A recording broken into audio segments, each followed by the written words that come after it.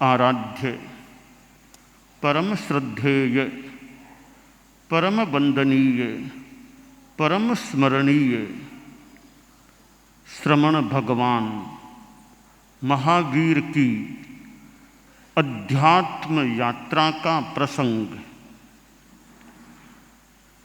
त्रिपृष्ठ वासुदेव के रूप में 18वें भव में, जो 27 भवों की 18वीं कड़ी है, अपना जीवन चला रहे थे और वासुदेव पद पर आना भी भौतिक दुनिया की दृष्टि से एक महत्वपूर्ण बात होती है।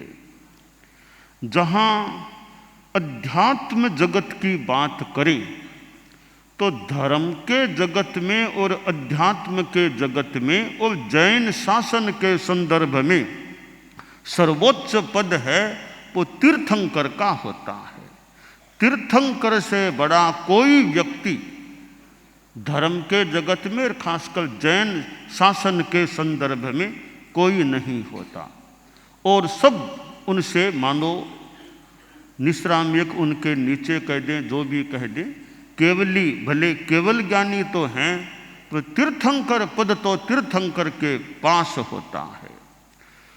अध्यात्म जगत का सर्वोच्च व्यक्तित्व जैन शासन के संदर्भ में तीर्थंकर प्रतीत हो रहा है और भौतिक दुनिया में सबसे बड़ा पद चक्रवर्ती का प्रतीत हो रहा है। वो हो सकता है उसके बाद में वासुदेव का भी एक बड़ा महत्वपूर्ण स्थान होता है। वीर प्रभु की आत्मा प्रथम वासुदेव के रूप में त्रिपृष्ठ नाम वाले व्यक्तित्व के रूप में अभी मनुष्य जीवन का जीवन जी रही है, मनुष्य का जीवन जी रही है।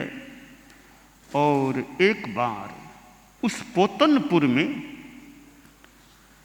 11वें तीर्थंकर भगवान श्रेयांसनाथ का पादार्पण हो जाता है।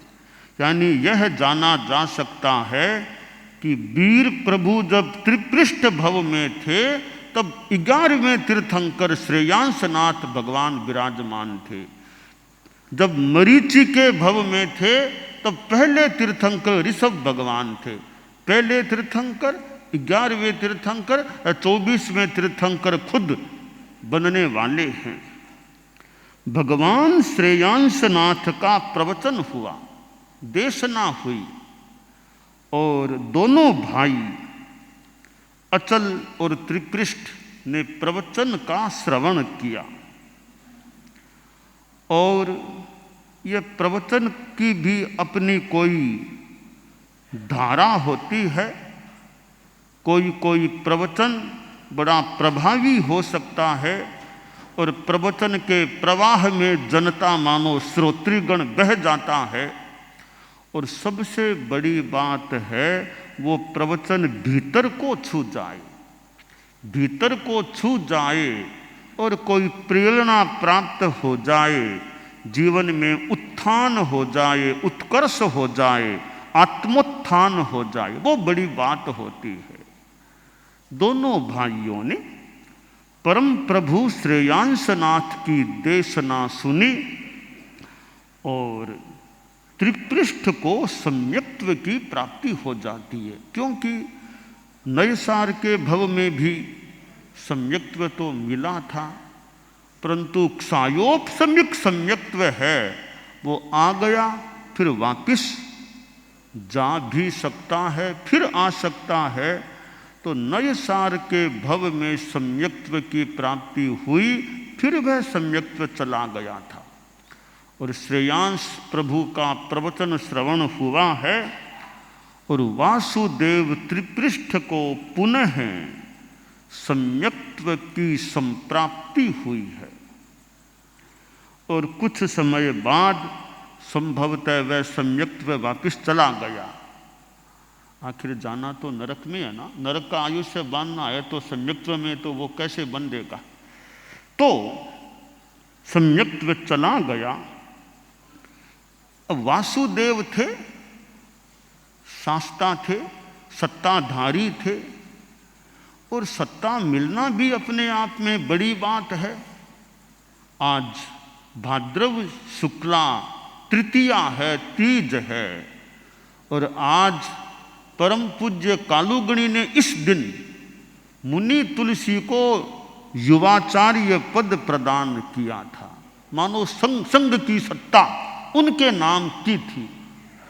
तो भाद्रव शुक्ला तीज का दिन भी हमारे परम पूजनीय आचार्यों के इतिहास में, और यूँ कहूँ युवाचार्यों के इतिहास में, एक दिन है कि आज के दिन भाद्रव शुक्ला तीज को गंगापुर में परम पूज्य कालूगणी ने अपना उत्तराधिकार मुनि तुलसी को सौंपा था। अपनी अमल धवल चद्दर मुनि तुलसी को ओढ़ाई थी, और एक भावी आचार्य के रूप में मुनि तुलसी स्थापित हो गए, युवाचार्य तुलसी बन गए थे। और युवाचार्य मनोनयन का दिन भी आचार्य के लिए अपना महत्वपूर्ण होता है कि इस दिन मेरे गुरु ने मुझे अपने हाथों से वो चद्दर ओढ़ाई थी, दायित्व की चद्दर मुझे प्रदान की थी। तो युवाचार्य नियुक्ति का दिन बड़ा महत्वपूर्ण होता है। और परम पूज्य युवाचार्य तुलसी, जो बाद में आचार्य तुलसी बन गए थे, उनके लिए परम पूज्य का प्रयोग किया जा सकता है। युवाचार्य श्री, और लगभग 3 दिन के बाद, तीज की रात मान लो, चौथ की रात मान लो, पंचम की रात, लगभग 3 रात्रियां अंतराल में, और संभवतः फिर तो वे मतलब घोषित युवाचार्य थे ही। और जो ही कालूगणी का महाप्रयाण हुआ, उसी के साथ वे आचार्य बन गए थे, और औपचारिक रस्म रीति के साथ भाद्रव शुक्ला नवमी को उनको आचार्य पद पर पट्टोत्सव के रूप में आरूढ़ किया गया, आरूढ़ हुए। तो यह आज का दिन, भाद्रव शुक्ला तृतीया का दिन, युवाचार्य नियुक्ति का दिन है। और मुनि तुलसी आज के दिन युवाचार्य तुलसी बने थे। परम श्रद्धेय गुरुदेव तुलसी का भी मैं स्मरण श्रद्धा के साथ करता हूँ। आज के दिन हमें आप युवाचार्य के रूप में हमारे धर्म संघ को प्राप्त हुए थे, और संघ मानो एक तरह से व्यवहार में भविष्य के लिए निश्चित हो गया था, निश्चिंत हो गया था कि कालूगणी ने विधिवत प्रगट रूप में अपना युवाचार्य बना दिया है। तो वासुदेव त्रिपृष्ठ शास्ता थे, और शास्त्रित्व प्राप्त होना भी एक बड़ी बात होती है। और कई चीज़ों में पूर्व पुण्य संभवतः काम करते हैं, तब ये ऊंचे पद, अच्छी स्थितियां जीवन में प्राप्त हो सकती हैं। शास्ता का दायित्व, और शास्ता का दायित्व अपने ढंग से निर्वोध किया जा सकता है। एक बार रात्रि में संगीत का कार्यक्रम, बहुत अच्छा, एक मनोभावन, मनोरुचिकर, मनोनुकूल संभवतः संगीत समारोह चल रहा था। और सुंदर स्वर लहरियां जब आती हैं, कानों को प्रिय भी लग सकती हैं। वासुदेव ने अपने सेवक शय्यापालक से कहा कि देखो, मैं लेट रहा हूं, अब मुझे नींद आ जाए ना, प्रोग्राम को बंद करा देना, फिर प्रोग्राम नहीं चलना चाहिए। मैं नींद आ गई फिर ये आवाज नहीं आनी चाहिए। जैसा आदेश। वासुदेव लेट गए, पर्यंक पर सो गए और लगता है नींद भी आ गई थी संभवतः, परंतु जो सैया पालक था, जिसको इंगित दिया गया था कि नींद आने पर बंद करा देना, परंतु सैया पालक ने संभवतः सोचा, अरे अच्छा प्रोग्राम चल रहा है, अब नींद तो आ ही गई, अब बंद क्यों कराऊं, चलता है प्रोग्राम, चलने दूं, चलने दूं। प्रोग्राम चलता रहा। वासुदेव जागे कि अरे अभी तक कार्यक्रम चालू कैसे रह गया, मैंने कहा था ना नींद आते ही बंद करा देना। अब सैया पालक क्या बोले, बोला महाराज अच्छा कार्यक्रम चल रहा था तो मैंने बंद नहीं कराया, लोग सुन रहे अच्छा प्रोग्राम में, मैंने बंद नहीं कराया था, मैंने कहा था ना नींद आ जाने पर बंद कराना, अच्छा लग रहा था नहीं कराया। अच्छा तुम्हारे कानों को इतना अच्छा लगता है संगीत, अब देख तू, अरे गरम गरम शीशा लाओ, गरम गरम शीशा लाओ, वासुदेव का आदेश है, वो काम तो वो होना ही मान लो। तो गरम गरम शीशा तैयार करवाया गया, यह शीशा इसके कानों में डालो, इसको संगीत बड़ा रसदार लगता है, इसके कानों में शीशा डालो, गरम गरम शीशा डालो। बेचारे सैया पालक के कानों में गरम गरम शीशा डाला गया, इतना गरम शीशा, बहुत वेदना, तड़फने लगा, तड़फ तड़फ के आखिर उसके प्राण चले गए, प्राणांत हो गया। इतना कठोर दंड कोई वासुदेव त्रिपृष्ठ जैसा ही दे सकता होगा, इतना कठोर दंड तो बाकी गरम गरम शीशा करा के कानों में डलवा देना। ठीक है, एक तरह से गलती तो थी कि वासुदेव का आदेश फिर उसका फॉलो न होना, अनुसरण न होना, कार्यक्रम को चालू रख देना, वासुदेव के आदेश का लंघन तो था ही। और शास्त्रा का अपना चिंतन, तो आदेश दे दिया और वो आदमी मर भी गया। तो ये और कोई नहीं, भगवान महावीर की आत्मा ही है। वासुदेव त्रिपृष्ठ कठोर आदेश दे दिया, वो व्यक्ति मर गया।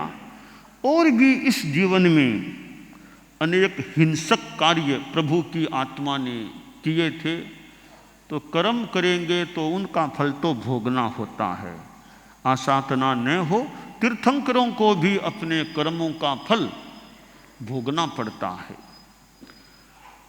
वासुदेव त्रिपृष्ठ का जीवन काल संपन्न होता है, क्योंकि अगले जीवन का निर्णय इस जीवन की मृत्यु से पहले पहले ही हो जाता है। आयुष्य पूरा करके प्रभु की आत्मा 7वें नरक में जाकर के उपपन्न होती है। 7वें नरक से ज़्यादा खराब तो कोई स्थान है ही नहीं। 7 नरकों में वहाँ भी प्रभु की आत्मा पधार गई। मानो कि 7वें नरक को भी पवित्र होना था प्रभु के पादार्पण से, तो मानो प्रभु का पादार्पण वहाँ भी हो गया कि वो स्थान भी एक स्थूल भाषा में मान ले भावी तीर्थंकर के द्वारा वो भी पवित्र हो जाए, वो भी स्थान स्पृष्ट हो जाए, वहाँ भी पगलिया हो जाए भावी तीर्थंकर का। तो प्रभु महावीर की आत्मा ने 7वें नरक को भी मानो पवित्र कर दिया स्थूल भाषा में, कि वहाँ भी पधारना हो गया उनका। 7वें नरक का आयुष्य वो भी उत्कृष्ट आयुष्य, 33 सागरोपम, उससे ज़्यादा आयुष्य किसी जीव का नहीं होता। वह आयुष्य उनका था।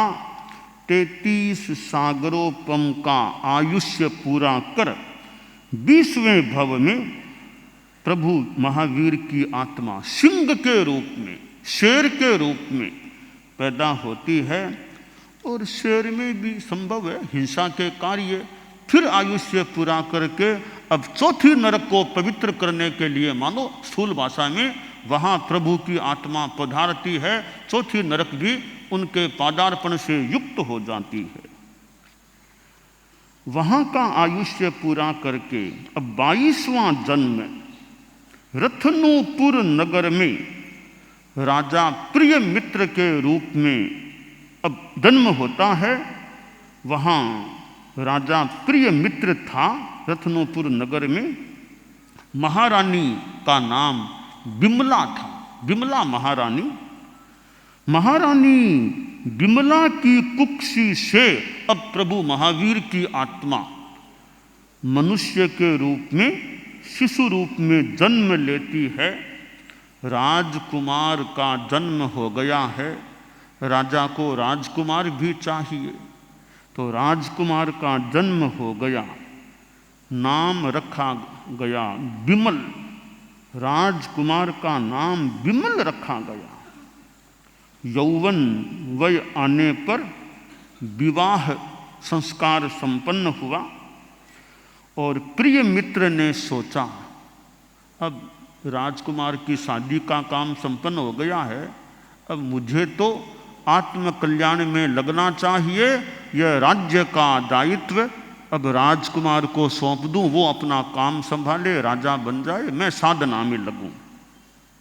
बिमल को राज्य भार सौंपा गया और प्रिय मित्र दीक्षित हो गया।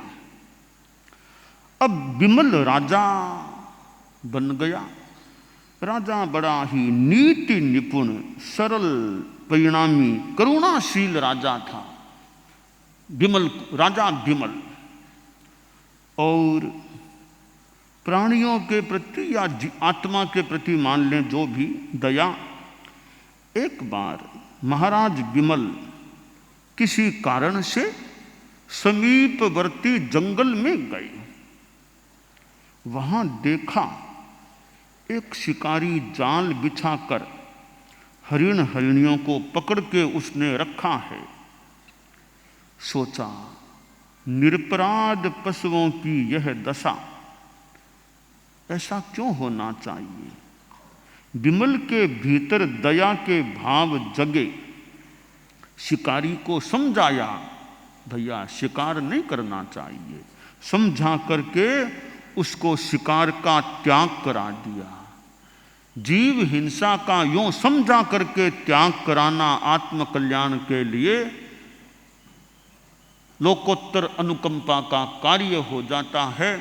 एक पापी को पाप से मुक्त कर देना, करा देना बड़ा उपकार का कार्य होता है। हमारे साधु साध्वियाँ समणियाँ, यह धर्म के उपकार का कार्य।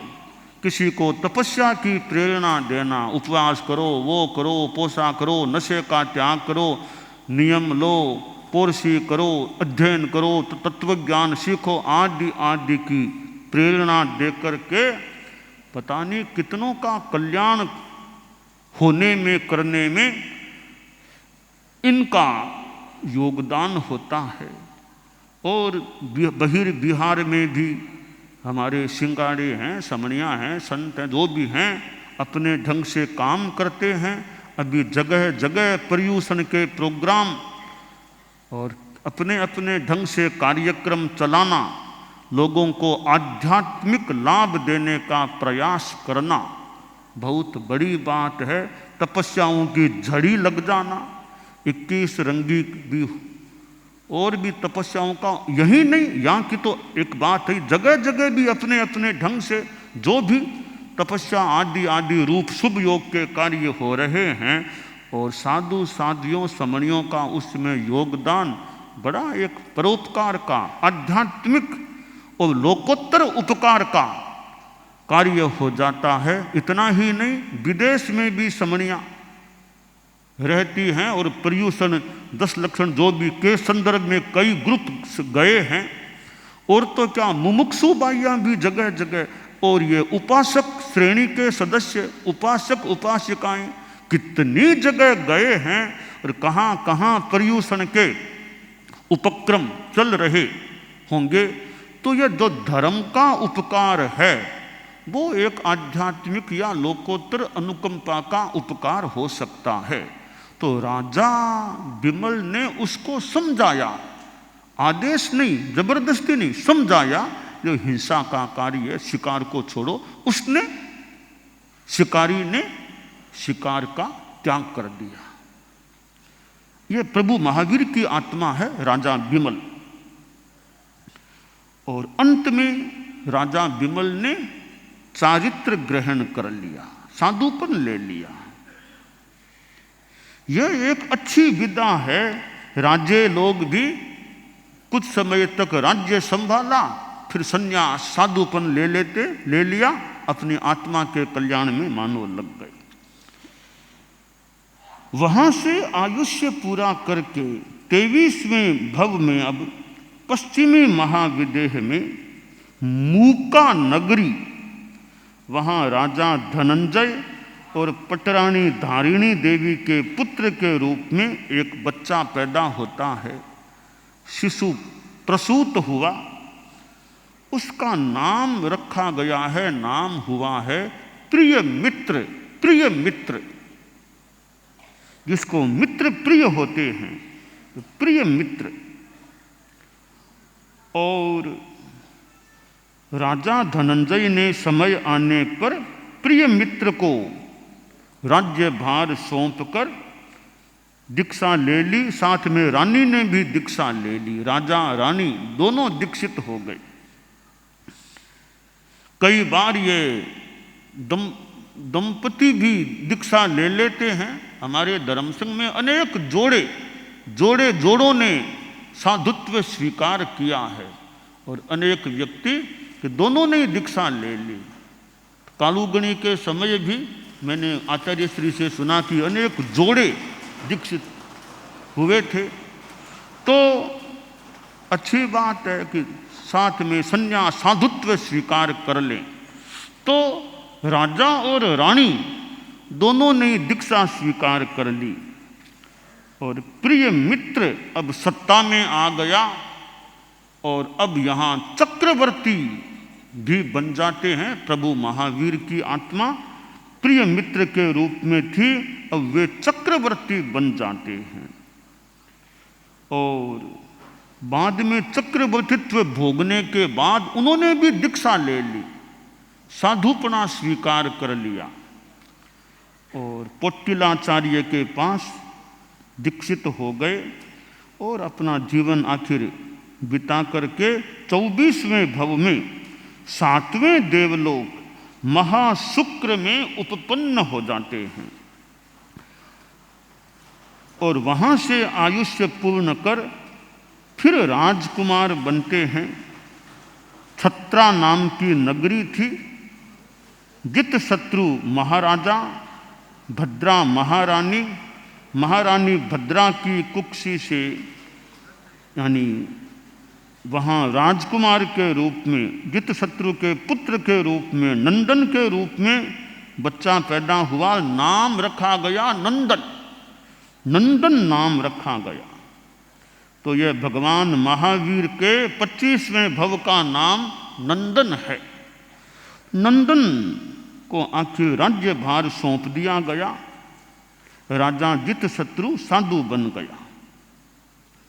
अब नंदन राज्य सत्ता में 24 लाख वर्ष तक वो गृहस्थावस्था में रहे, सामान्य गृहस्थ के रूप में रहे, गृहस्थ जीवन में रहे और 24 लाख वर्ष गृहस्थ जीवन में रहने के बाद राजा नंदन साधु बन गया। पोट्टिलाचार्य के पास दीक्षा ले ली। अब नंदन राजा नंदन राजर्षि बन गए, नंदन राजर्षि। और अब 1 लाख वर्ष का उनका संयम पर्याय, साधुपना, साधु पर्याय 1 लाख वर्ष का रहता है। और नंदन ने कुल 25 लाख वर्षों की आयुष्य की कालावधि को प्राप्त किया। दीक्षा लेने के बाद आगम स्वाध्याय 11 अंगों का अध्ययन भी किया और फिर वे तपस्या में लग गए।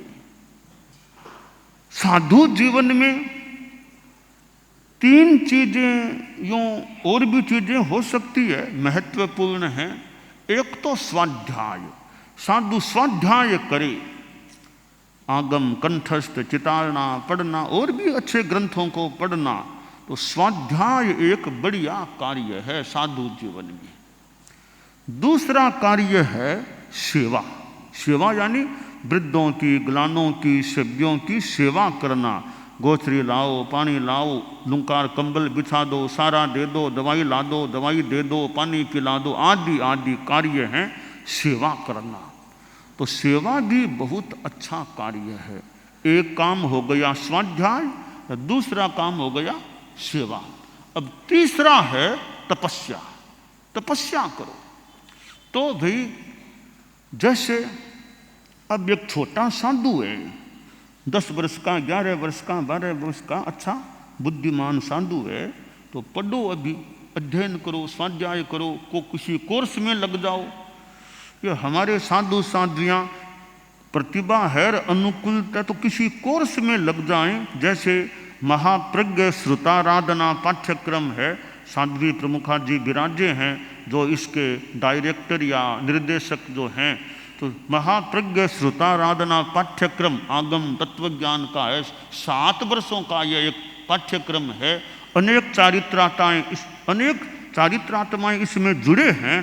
और भी रुचि हो तो कोर्स में लगो, विधिवत एक अध्ययन हो जाए, कोई डिग्री भी संघ की ओर से मिल जाए, व्यवस्थित काम हो जाए। यानी एक स्वाध्याय का माध्यम है महाप्रज्ञ श्रुताराधना पाठ्यक्रम। और भी कई, यह तत्वज्ञान का पाठ्यक्रम है जो महिला मंडल चलाती है, वो भी अच्छा, उसमें लग जाओ, तत्वज्ञान अच्छा हो जाए। ऐसे और भी कई पाठ्यक्रम, कई कोर्स हो सकते हैं। तो कई साधु साध्य 10वीं 12वीं BA इनमें भी अध्ययन करते हैं। तो जो किसी तरीके से ज्ञान वृद्धि स्वाध्याय का क्रम चले, तो छोटे संत हैं, छोटी ये साध्वियाँ समणियाँ जो होती हैं, ऐसे तो साध्वियाँ समणियाँ तो मुमुक्षु काल में कई पढ़ करके आती हैं, फिर भी और भी अध्ययन हो सकता है। जो संत लोग हैं वो तो प्रायः ये संस्था में ज़्यादा नहीं रहते हैं, थोड़े, ये तो हमारे पास ही थोड़े दिन रहते हैं। मुमुक्षु बाइयाँ तो वर्षों तक कई रह करके समणी साध्वी बनती है, तो वो कुछ तो पहले ही अध्ययन कर लेती है। फिर भी और किया जा सकता है महाप्रज्ञ श्रुताराधना पाठ्यक्रम जैसा जो भी कोर्स। और संत लोग भी हैं, कोई पाठ्यक्रम या जो भी तरीका हो, स्वाध्याय में लग जाए, अध्ययन करें। तो छोटी उम्र में साधु बने हैं, दीक्षित हुए हैं। हमारे कितने छोटे छोटे संत हमारे साथ रहते हैं, वो अपने सेवा भी करने वाले सेवा करते हैं, कई पढ़ने वाले पढ़ते, जो भी। तो और अच्छे ढंग से उनका बाल मुनियों का अध्ययन चलता रहे। और ये बाल मुनि हैं, वो भी तो हमारे संघ की एक पौध है।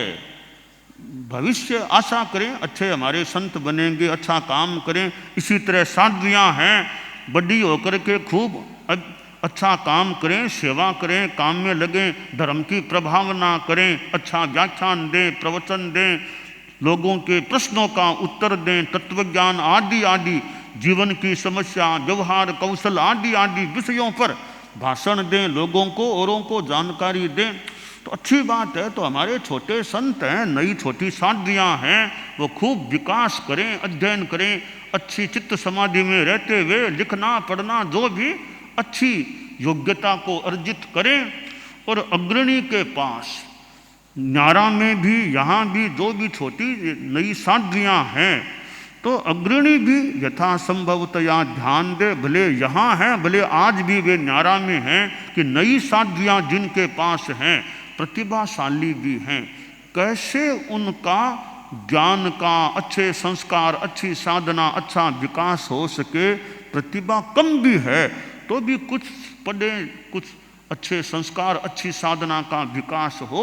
तो अग्रणी हमारे साधु साध्वियाँ हैं, वे अपने पास जो ऐसे जिनमें संभावना है विकास की, उनके ज्ञानात्मक, स्वाध्यायात्मक, शिक्षणात्मक विकास में, संस्कार, साधना, इन सब विकास में अपना योगदान देने का वो साधु साध्वियाँ यहाँ भी न्यारा में भी यथासंभवतया प्रयास करते रहें तो अच्छी साध्वी तैयार हो गई तो कभी अगवानी के भी काम आ सकती है, बोलने में और में, काम करने में, सेवा करने में भी। तो पहली बात है स्वाध्याय, दूसरी चीज है सेवा, तीसरी चीज है तपस्या। अब देखे भाई ये छोटे संत हैं, वो तो खूब पढ़ें, सेवा करें, अच्छा काम करें। अब मान लो कि कोई कह भी मेरे से पढ़ना लिखना तो होगा नहीं, तो भाई ज़्यादा नहीं, थोड़ा बहुत तो किया करो, जितना आगम आदि ज़्यादा नहीं हो तो सेवा करो, वृद्धों की और की, सेव्यों की और की। हमारे साध्वियाँ छोटी है, साध्वी प्रमुखा जी की सेवा किया करो, अच्छी सेवा करो, साध्वी बढ़िया की यथा योग्य सेवा करो, सेवा में लगो, साथ में रहना, कंबल बिछाना और आदि काम है, इनमें तो सेवा में समय लगाओ। तो सेवा तो वैसे सेवा में संकोच नहीं, हमें नहीं करना चाहिए, भले पढ़ा लिखा है चाहे कम पढ़ा, सेवा में क्या संकोच है, हमारी शक्ति काम है क्या, भले बहुत विद्वान है, अपेक्षा है तो सेवा करो, बीमार की सेवा करो, इसमें क्या संकोच है। तो सेवा में तो पढ़े लिखे को भी, हमारे यहाँ तो सेवा की वो चाकरी आती है तो पढ़े लिखे को भी चाकरी करने का मौका मिल सकता है, कम पढ़े लिखे को भी मिल सकता है। तो सेवा तो बहुत ही अच्छी चीज है, पढ़ाई लिखाई का अपना महत्व वही मौका है, तो सेवा करो, सेवा केंद्रों में दो, वहाँ अच्छा काम करो, लोगों को भी संभालो और सेवा भी करो। तो स्वाध्याय और सेवा। अब तीसरी चीज तपस्या है।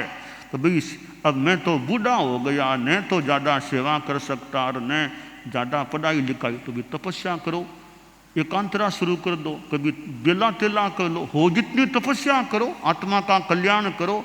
तो मौके पर तपस्या भी, जवानी में भी तपस्या की जा सकती है कि वो शादियों में तो संतों में भी कईयों के 28 की हुई है, कईयों के कुछ किया हुआ है, और कई शादियाँ तो क्या हमने तो दीक्षा लेने से पहले ही वो तपस्या कर ली थी। तो तपस्या भी अच्छी है जीवन में।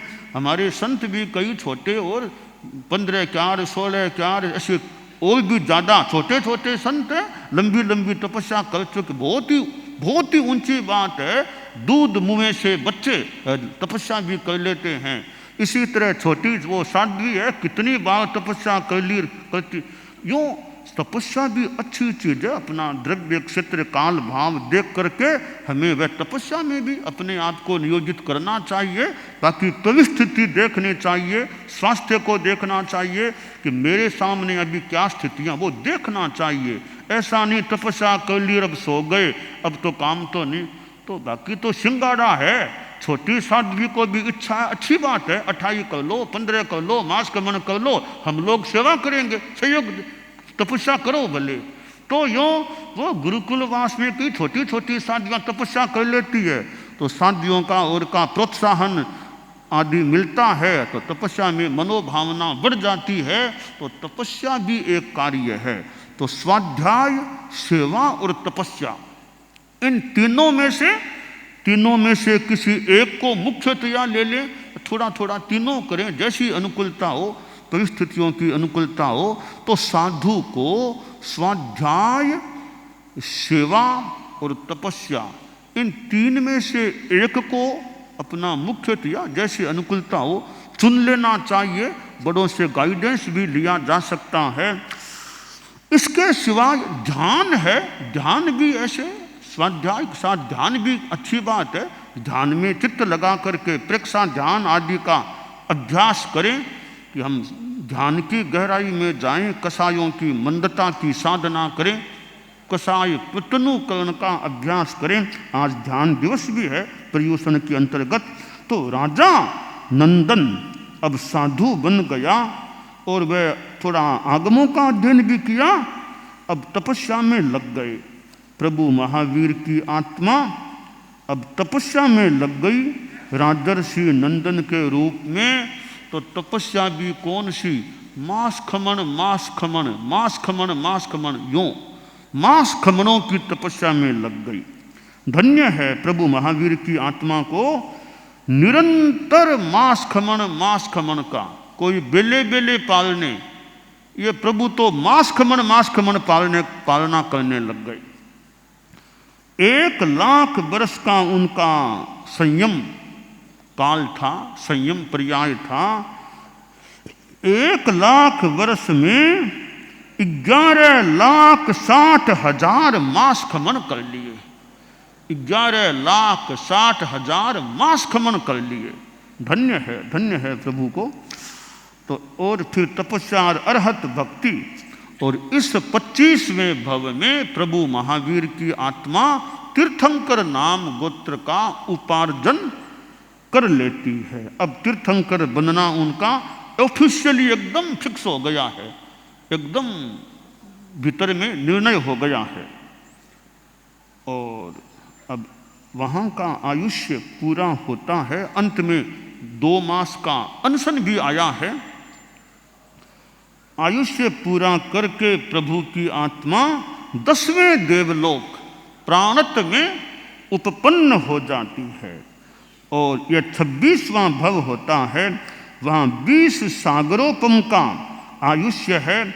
अब 20 सागरोपम का आयुष्य पूर्णता के निकट आ रहा है। अब कैसे वह आत्मा इस धरती पर पधारती है, कैसे 27वें भव में उत्पन्न होती है, वर्धमान के रूप में आगे बढ़ती है, आगे महावीर जो भी, तो आगे की बात यथासंभवतया कल आ सकेगी। दानान सिद्धम अभयपयाणम सच्चे सुया अणवज्जं वयंती तवे सुया उत्तम बंभचेरम लोगुत्तमे समणेणाय पुत्ते। कल इस पर्यूषण पर्व का उच्चतम दिवस संवत्सरी महापर्व आ रहा है। और संवत्सरी के दिन चारित्रात्माओं को तो एक दो सामान्य रीत है, विधि है, परंपरा है, प्रथा है। 24 उपवास करना होता है। 24 उपवास। आज मान लो सायंकाल खाना पीना हो गया, अब सूर्यास्त से लेकर थोड़ा सूर्यास्त से मिले पहले भी कई त्याग कर लें तो आज की रात, कल का दिन, कल की रात, परसों का सूर्योदय, तब तक तो नियम तय, यानी आज के सूर्यास्त से परसों के सूर्योदय तक चारों आहारों से विरत रहना, यह चारित्रात्माओं की व्यवस्था है। और समनिया भी उनके लिए भी ध्यातव्य है। तो ये 24 उपवास है। तो हमारे छोटे संत हैं वो थोड़ा ध्यान रखें पानी और पीने का। इनके जो और संरक्षक मुनि छोटी साधियाँ और हैं, नई नई समणियाँ भी हैं। तो कल तो है नहीं, तो अपने आज थोड़ा पानी पीने का ध्यान रखना चाहिए। छोटे संतों को थोड़ा पानी पिलाने का, पीने का, शाम को थोड़ा पानी पी सब, ताकि साता उपवास उनका साता से हो सके। छोटे संत कहाँ पर हैं? छोटे छोटे संत है ना, ये 22 वर्ष तक के जो संत हैं कई, हाँ? ये कई तो इसी वर्ष दीक्षित हैं, अभी 1 साल भी पूरा नहीं हुआ दीक्षा लिए। ऐसे हमारे कई छोटे छोटे संत हैं। हाँ, अध्ययन भी खूब अच्छा चलना चाहिए जितना हो सके ना, स्वाध्याय, अध्ययन, सेवा। हाँ, कई अवस्था से बड़े हैं, दीक्षा पर्याय में छोटे हैं, तो ठीक है। पहली संवत्सरी, कईयों के तो संवत्सरी पहली संवत्सरी है। मेधावी मुनि तो वहाँ न्यारा में, वहाँ न्यारा मतलब बॉम्बे में ही है, वो भी पहले वर्ष में दीक्षित हैं। तो ऐसे तो ध्यान रखना पानी और पीने का। अच्छी आज दिन में पानी और छोटी साधियाँ भी कई है, कई नई नई साधियाँ हैं छोटी छोटी, पानी पीने का ध्यान रखना चाहिए, अच्छी तरह साता से उपवास हो सके ना। तो संवत्सरी के लिए हमारी ये जो है कुछ विधियाँ हैं कि चारित्रात्माएँ हैं। मात्र पंचमी समिति आदि विहित कार्यों में उपयोगार्थ पानी जांचा जा सकता है और ज़्यादा पानी नहीं रखना चाहिए। नंबर 1। नंबर 2, पंचमी जाकर आने के बाद थोड़ा पाँव तो साफ किए जा सकते हैं, धोए जा सकते हैं। और संयम रखने का यथोचित व्यवस्था क्रम ध्यातव्य है। खून आदि कहीं लग जाए तो वस्त्र आदि को सर्फ से भी धोया जा सकता है। सर्फ आदि मात्र हाथ धोने आदि में काम लिया जा सकता है, अन्य कार्य में नहीं। और कहीं गर्मी आदि हो जाए तो प्रस्रवण की पट्टी भी लगाई जा सकती है, दिन में रात में अपेक्षा पड़ जाए तो। और कल पानी से आंखें भी नहीं छांटनी होती है, कल पानी से कुल्ला तो करना ही नहीं है, आंखें भी नहीं छांटनी है, इसलिए कल जल्दी से मुंह पट्टी खोलनी नहीं चाहिए, मुंह पट्टी जल्दी से खोलनी नहीं चाहिए, कहीं भूल में भी कहीं पानी लग न जाए तो हाथ धोए तो मुंह पट्टी लगी रहे, तो कहीं भूल चुक में कहीं पानी चला न जाए, तो आंखें भी नहीं छांटनी हमें कल, यह विधि। और पसीलूना भी धोना नहीं है, पसीलूना होता है ना ऐसे, उसको धोना नहीं है पानी से कल। यह हमारी पानी जांचने में अपेक्षित पानी जांचा, अनावश्यक पानी का संग्रह नहीं होना चाहिए। पंचमी आदि की दृष्टि से बाद के लिए भी थोड़ा रखा जा सकता है दिन में।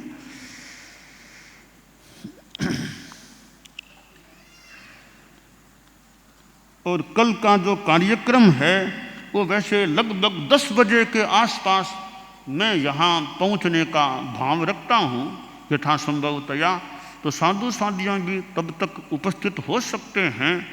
और वैसे कोई गर्मी आदि लगे, अपेक्षा लगे तो थोड़ा बहुत यहाँ कमरा भी है, थोड़ा बहुत विश्राम करके वापस आ सकते हैं, थोड़ा बहुत इधर भी कमरा संभवतः है तो थोड़ा आराम भी कर लें। ज़्यादा गर्मी लगे यहाँ पर तो ज़्यादा ही लगे तो बीच में भी कोई जा सकते हैं, वापस आ जैसे सुविधा हो। तो कल वैसे 10 बजे के आसपास पहुँचना, और जब मेरा वक्तव्य संपूर्ण हो जाए, प्रथम चरण का संपूर्ण हो जाए, जो भी 12 साढ़े 12 जब भी होगा, उसके बाद वो अनिवार्य उपस्थिति समाप्त हो जाती है, बाद में अपने अपने ढंग से जा सकते हैं। फिर तो ऐच्छिक है, आओ रहो। बोलने वालों को तो अपेक्षित है रहना, या संयोजन करने वालों के लिए रहना अपेक्षित होता है। तो यह साधु साधियों समणियों के लिए बात है। कल आप लोग जो श्रावक श्राविकाएं गृहस्थ हैं तो उपवास करना, जहाँ तक संभव हो सके उपवास करना चाहिए। और ये किशोर हैं और हैं, इनको भी प्रेरणा भी प्रयास करो उपवास का। अब मान लो कि छोटे बच्चे ज़्यादा नहीं भूखे रह सकते, कोई बात नहीं, 10 बजे तक तो भूखे रहो, 11 बजे जितना रह सके उतने, या फिर एकासना कर लो, जैसे सुविधा हो। तो पहली बात है उपवास होना चाहिए, वो दी बेस्ट है। वो न हो सके तो फिर ये विकल्प है, एकासना करो। किसी के शुगर है, किसी के कुछ तकलीफ है, उपवास तो नहीं हो सकता, तो फिर एकासना कर लो, 11 बजे तक रह जाओ, जैसा वो करने का प्रयास करना चाहिए। और उपवास जो करते हैं तो आज रात के 12 बजे के बाद, आज रात के 12 बजे के बाद रात्रि में पानी भी नहीं पीना, खाना तो दूर और खाना पीना दूर, पानी भी नहीं पीना होता है आज इस रात की 12 बजे के बाद। सूर्यास्त के बाद नहीं खाएं पिए, बहुत ही बढ़िया बात, वरना 12 बजे के बाद खाना पीना, पानी भी नहीं पीना, न खाना न पीना, पानी भी नहीं पीना रात्रि में। फिर दिन में अगर आपके त्रिविहार उपवास है तो दिन में पानी पीने में दिक्कत नहीं है, सचित्त पानी नहीं पीना होता है। और कल रात्रि में सूर्यास्त से लेकर परसों सूर्योदय तक उपवास, त्रिविहार हो या चौविहार कोई भी हो, रात में पानी उपवास में नहीं पीना होता है। तो उपवास के साथ पौषध भी अष्टप्रहरी करें तो बहुत बढ़िया। और संभवतः यहीं पर बृहत मंगल पाठ के बाद मैं पहली बार का अष्टप्रहरी जो भी चौपोरिया दिन का वो पौषध का प्रत्याख्यान कराने का मैं प्रयास कर सकूंगा। बाकी हमारे संत लोग हैं, हमारे संत हैं वो राजकुमार जी, अनेकांत जी, ऐसे वो संत लोग ध्यान रखें और भी बार बार जो पौषध पचकने वाले पौषध पचकाने का। और बाई चांस कभी लगे कि शाम को पौषध करना, कोई संत सत्या कोई आसपास नहीं लग रहे हैं, यहाँ की बात ही और भी कहीं हो कि पौषध कोई पचकाने वाले है नहीं, न कोई जानकार, ऐसी स्थिति में या तो पुस्तक को देख से पचक लें, वो भी न बैठे तो नवकार मंत्र गिन करके कि 2 कर्ण 3 योग से साविध्य योग का मुझे त्याग है, इस रूप में पोषद अंतिम रूप है। 2 कर्ण 3 योग से साविध्य योग का मुझे सूर्योदय तक उस हिसाब से त्याग है। पोषद की विधि के अनुरूप जो त्याग अपने आप ही कर लेना चाहिए। हो सके तो दूसरों से ले लें, चारित्रात्माओं से आदि से ले लें, अंतिम रूप है अपने आप से छोटा सा त्याग कर लो। तो ये पौषद है वो अष्टप्रहरी, वो न हो तो 6 प्रहरी जो मध्याह्न में किया जा सकता है, वो भी नहीं तो चतुष्प्रहरी रात का करें तो शाम को हो सकेगा। तो शाम का चतुष्प्रहरी पौषद है, तो वो मैं संभवतः इसी पंडाल में आकर के भी शाम को कल प्रत्याख्यान करा सकूँगा और सुबह का भी यही करा सकूँगा। और आज शाम को उपवास का प्रत्याख्यान करना हो तो वो तो वहीं से करा दें। उपवास का प्रत्याख्यान तो मैं वहीं से करा दूं, भले वहाँ भी लोग वैसे रहते हैं, और मैं वहीं से संभवतः आज शाम को जो ऐसे वो भी रात में जब भी पचकेंगे तो मूलतः मैं शाम को एक बार करा सकूँगा। बाकी अच्छा रहे ज़्यादा एक साथ ही हो जाए, भाइयों को शाम को फिर कल सवेरे भी पचका सकते हैं। उपवास कल सवेरे भी पचका जा सकता, जरूरी नहीं है आज ही पचकना, रात को पचक लो आप लोग, सुबह पचक लो, भले शादियों से भाइयाँ पचक लें कर लें। तो उपवास होना चाहिए, पौषद होना चाहिए जितना संभव हो सके। और ये तो पौषद करें सामायिक करें, इनमें अपना कि कहीं अशुभ योग न हो जाए वो भी ध्यान रखने का प्रयास होना चाहिए। और जो पौषद की बातें हैं उनमें कई प्रकार की विधियां हैं, वे भी ध्यातव्य हैं कि जैसे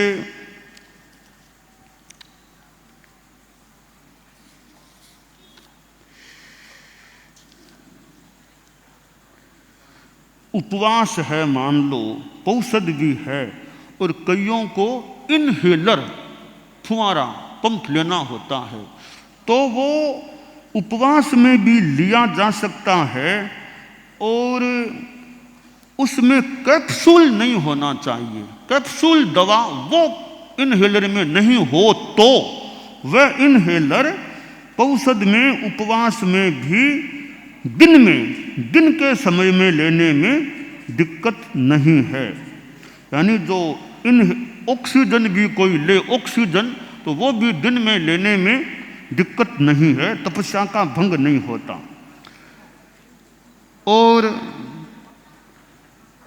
तपस्या में और कोई यानी इंजेक्शन, कदाचित उपवास में कोई तात्कालिक गड़बड़ हो गई, इंजेक्शन लेना पड़ जाए, तात्कालिक स्थिति में इंजेक्शन लेना पड़ जाए, या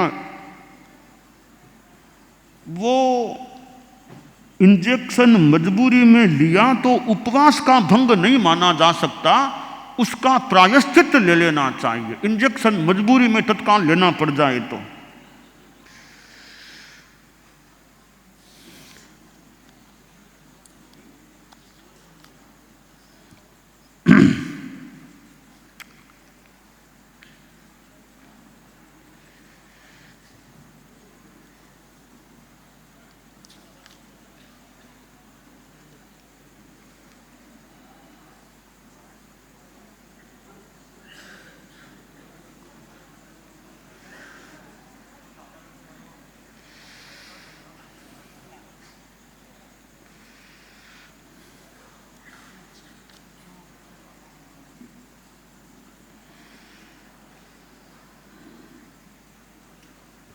ये पौषध है, सामायिक है, उसमें सिंथेटिक रुई स्पंज आदि का उपयोग करने में आपत्ति नहीं, बशर्ते कि कोई हिंसा का प्रसंग न हो।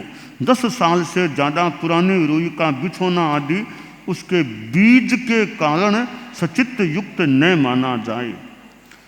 और अक्षमता आदि की स्थिति में लेटे लेटे भी सामायिक करने में आपत्ति नहीं है।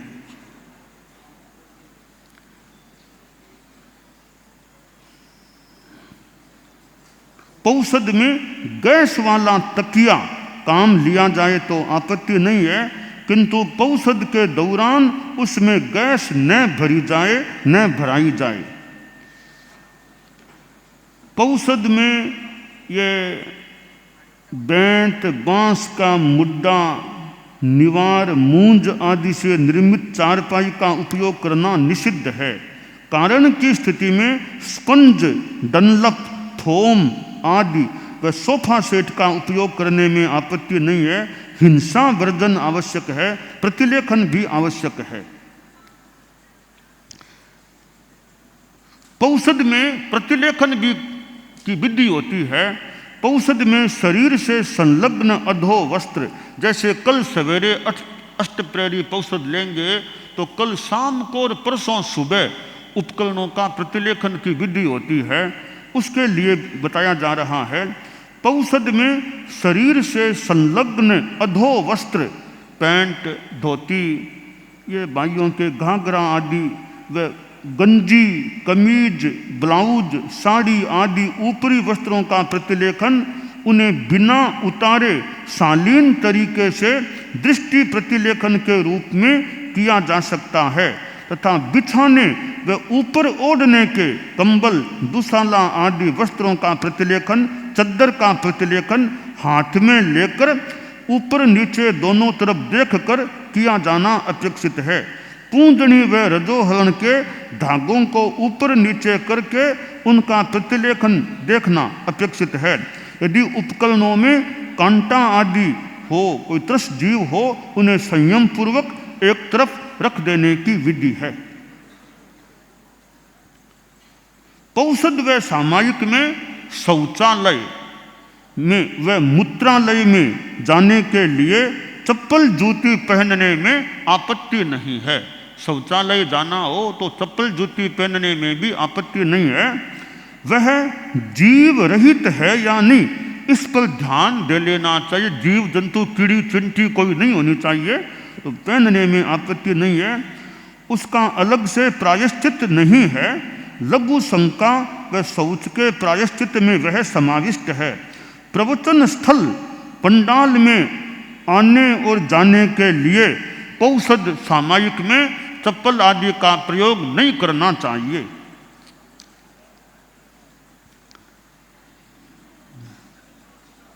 अच्छा, तो ये कई बातें हैं पौषध और के लिए। और कल वो तपस्या का प्रत्याख्यान वगैरह का भी समय है, वो संयोजक और जानकारी दे सकते हैं। तो इस प्रकार यह कल का हमें अच्छा क्रम अपनी आराधना का, धर्माराधना का, संवत्सरी आराधना का अच्छे ढंग से चलाने का प्रयास करना है।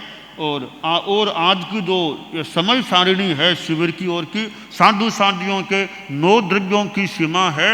आज लंच, मध्याह्न भोजन तक है, उसके बाद साधु साधियों के लिए द्रव्यों की कोई वो सीमा वाली बात नहीं है। गृहस्थों को तो अब पालना चाहिए, द्रव्यों की सीमा रखनी चाहिए, बाकी जैसे आपकी अनुकूलता।